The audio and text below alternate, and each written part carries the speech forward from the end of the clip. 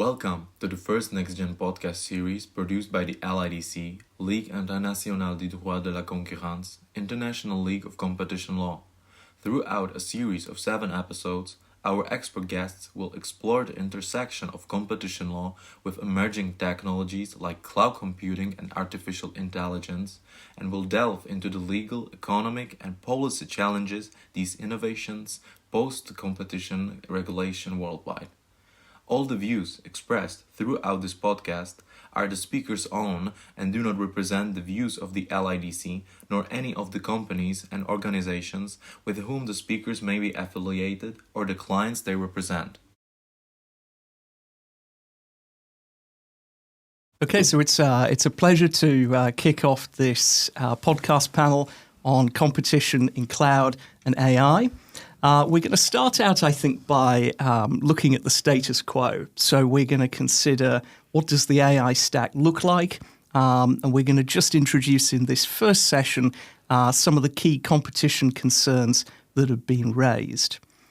So if I can perhaps hand over in the first instance to Shruti, who I think is going to take us through the stack and some of the concerns at the layer of chips and at the layer of cloud. Thanks, Ben. The AI stack consists of a few main components. The first component is foundation models. So these are large machine learning models, usually trained on lots of data, which perform a wide variety of tasks. The most common one, of course, everybody hears about it nowadays, is large language models. And because they're large, as you would guess by the name, they need a lot of compute power. And so that's the second component within the AI stack, which is compute power. And when you talk about compute power, you should think chips and other IT infrastructure like that provided by cloud providers or other on-premises providers. The third component is data, because of course, like I said, data is one of the key inputs into foundation models or any other sort of AI applications. And the last component of the stack are AI applications themselves. So that being said, how is competition functioning across all of these segments? I would say it's rapidly evolving. We're still at the very early stages, rapidly evolving. We, in fact, see quite intense competition, both from existing players, but also new and emerging players. In terms of compute in particular, which I'll focus on, the focus has been on chips. So, many of you will have read, there have been reports that there has been a shortage of chips. And the competition concern that some authorities have is how then is the supply of chips being allocated given the reported shortage. So this is an issue that authorities in the US and the EU are looking into and considering in more detail. But of course, I think, as I said, the competition in the space is rapidly evolving and quite intense. So that concern does need to be viewed against the backdrop of, there might have been a chip shortage at some point because, there was this sudden surge in AI-related applications and just general R&D in relation to AI. But the competitors are, of course, stepping up and, developing new sorts of chips to compete and offer new options to customers. So, you have new chips being introduced by other players like AMD, Intel, Google, OpenAI, Amazon.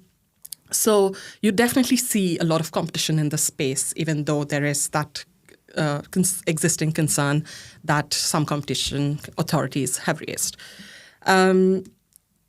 moving on, the other sort of compute power competition authorities have been considering in more detail is that provided by cloud service providers. The concerns around the competition concerns related to cloud service providers mainly center around potential barriers that customers may face to switching between cloud and other IT providers. And those concerns relate to maybe data transfer costs or unfair licensing practices or some sort of contractual terms which may limit the ability of customers to switch between different providers. I know we're going to cover those in a lot more detail in a later segment, Absolutely. so I'll stop there, but I'll hand over to you. Perfect. Yeah, sure. So I guess that I'll focus a little bit on foundation models. And there's a very, very interesting set of studies. So the Competition and Markets Authority back in April of this year published a really interesting study. Also the Autorité de la concurrence published one back in June. They kind of echo each other's concerns, and I would kind of put them threefold, really. So there's a concern very much about inputs. So inputs, and Lauren, I'm sure we'll talk about data as an input a little bit later on. There's a concern that data, the cloud, as Shruti has just raised, and then also very importantly, skills or talent, are areas where there might be existing firms, incumbent firms in the market that have tremendous control over those inputs. And that might enable them to shield themselves from competition to an extent. Also, there's an interesting concern, and it always makes me think about self-preferencing a la Google Shopping, which is that incumbents may very well be able to use their existing positions, their existing power in the market to essentially steer, maybe self-preference, a la Google Shopping, model choice. So they might be able to influence the choice of models that consumers or businesses are going to use. And of course, that's now very much seen as an egregious move and a real restriction of competition. Big discussion around that to be had certainly, but maybe not for today. Then we've got this issue of partnerships, which we have a further podcast session later in the series, which will cover M&A. But partnerships is really a key area of concern for the CMA and also for the French Competition Authority.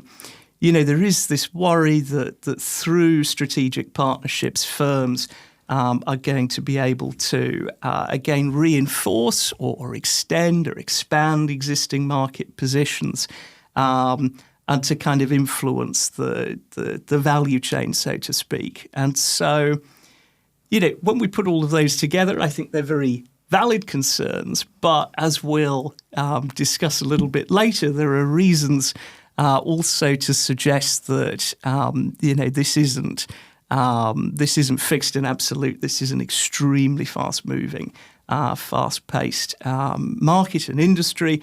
So these are concerns that I suppose at that level of foundation models that are very valid to keep on the radar. But just at the outset, a very high-level comment would be, it's not necessarily dyed in the wool. Maybe we can pass over to Lauren to talk about data, perhaps. Yeah, sure. So data is kind of my area of focus when it comes to AI, because I really think looking at what goes in and what comes out are the two important things. And for me, that's usually data's going in and data's coming out. And when it comes to competition, I think it's quite interesting to focus on, well, who's got the data and also who's got the resources to make that data useful. Because you can have all the data in the world, and if it's not clean, if it's not quality, and you put it into an AI engine, you're done. Because you've just wasted so much compute power on useless data or potentially dangerous data that is not going to give you the outputs you need.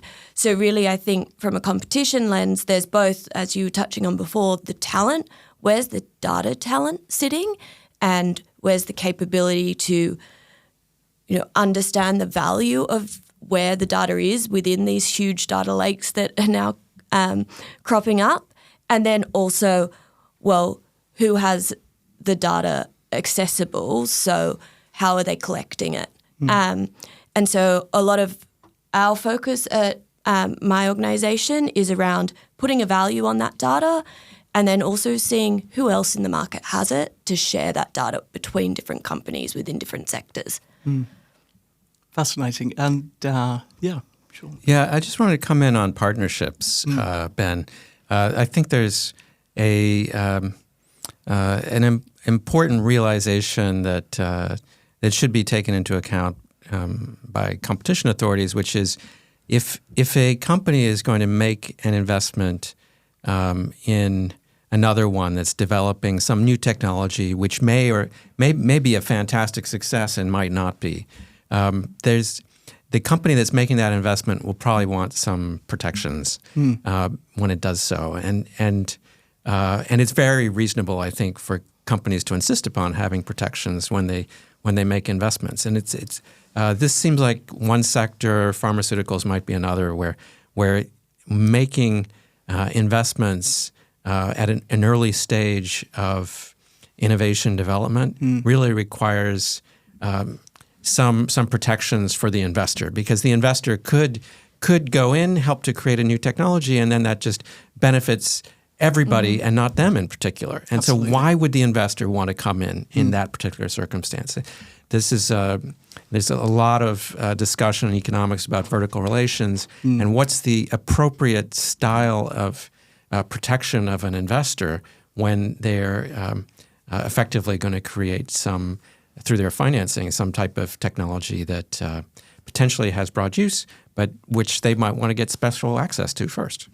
Absolutely, I wholeheartedly agree, and I think we'll probably pick up on it a little bit in the M&A section, because you're absolutely right. I think that it's perfectly valid, and of course, this is also you talk about pharmaceuticals, and I think that there is to an extent a parallel, because here there is this huge level of risk, but also great demand for very high capital investment here, isn't there? Right? I mean, there's a huge necessity for very large amounts of money to be pushed into all of these layers in the stack. And I think that if we think about what I just discussed with foundation models, I guess that alongside cloud, data, and skills, money is the other thing, right? Which is critical. So I wholeheartedly agree. Yeah, I also think focus is another resource that is untapped, because there's so much potential with AI that actually, to your point, well, where are you going to focus your efforts? And if you're a company, you've got shareholders to report to, you need to be strategic about where you're focusing your capital, where you're focusing your teams, where you're focusing your time.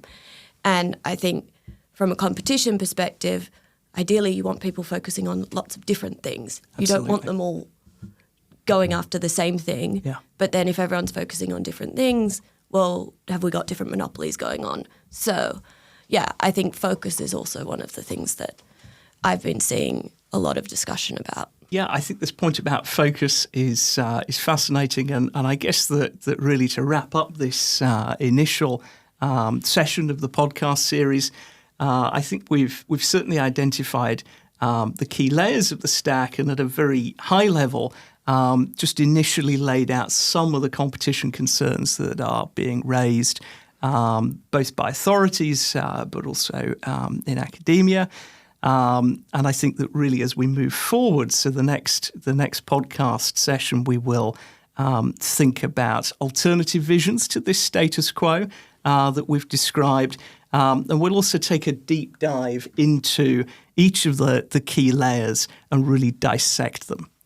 So I hope you tune in for those forthcoming podcasts. Thank you for listening to this episode of the Nex Gen podcast by LIDC.